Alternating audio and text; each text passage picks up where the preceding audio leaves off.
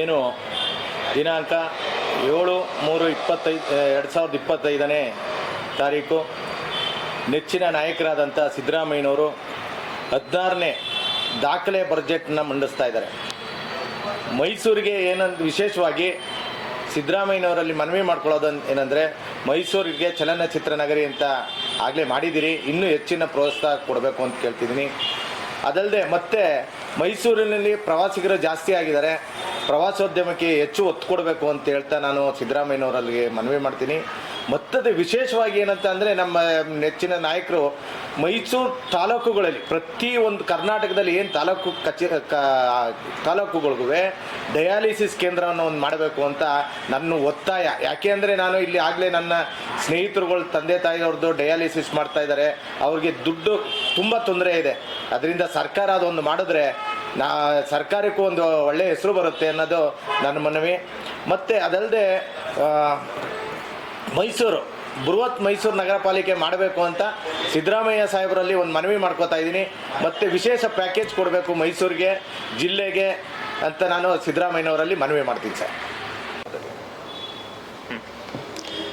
ಮಾನ್ಯ ಮುಖ್ಯಮಂತ್ರಿಗಳಾದ ಸನ್ಮಾನ್ಯ ಸಿದ್ದರಾಮಯ್ಯ ಸಾಹೇಬರು ನಾಳೆ 16ನೇ ಬಡ್ಜೆಟ್ನ ಮಂಡಿಸ್ತಾ ಇದ್ದಾರೆ.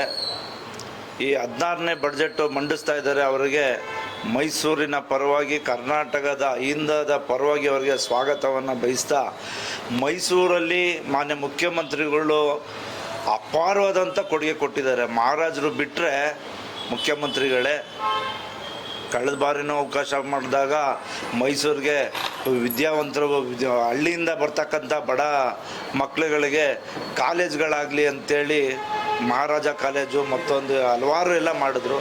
ಈ ಬಾರಿ ಮುಖ್ಯಮಂತ್ರಿ ಆದಾಗ ಈಗ ಮಾನ್ಯ ಮುಖ್ಯಮಂತ್ರಿಗಳೇ ಇಂಜಿನಿಯರಿಂಗ್ ಕಾಲೇಜ್ ಒಂದು ಆಗಬೇಕು ಮೈಸೂರು ನಗರದಲ್ಲಿ, ಅದೊಂದು ನಿಮ್ಮ ಇದರಲ್ಲೇ ಆಗಬೇಕು. ಇಲ್ಲ ಅಂತಂದರೆ ಮುಂದಿನ ಬರ್ತಕ್ಕಂಥ ಮುಖ್ಯಮಂತ್ರಿಗಳು ಯಾರು ಮಾಡ್ತಾರೋ ಬಿಡ್ತಾರೋ ಗೊತ್ತಿಲ್ಲ. ನೀವು ಮಾಡಿದಂಥ ಕೆಲಸಗಳು ಅದು ಸ್ಥಿರವಾಗಿ ಇರುತ್ತೆ. ಹಾಗೆ ಈಗೇನು ನಡೀತಾ ಇದೆ, ಈಗ ಮೈಸೂರು ಮಹಾನಗರ ಬೃಹತ್ ಮೈಸೂರು ಮಾಡಬೇಕು ಅಂತೇಳಿ ಮಾಡ್ತಾಯಿದ್ದೀರಾ.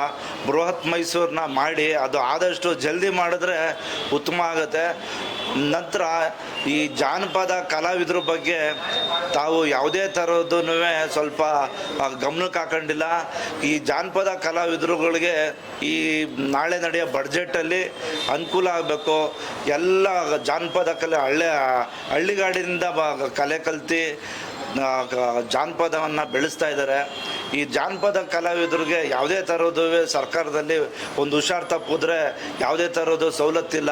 ಕೂಲಿ ಕಾರ್ಮಿಕರು ಕಡೆಗಿಂತ ಹೆಚ್ಚಾಗ್ಬಿಟ್ಟಿದೆ ನಮ್ಮ ಜಾನಪದ ಕಲಾವಿದರು. ಜಾನಪದ ಕಲೆಗೆ ಮತ್ತು ಇದಕ್ಕೆ ಒತ್ತು ಕೊಡಬೇಕು.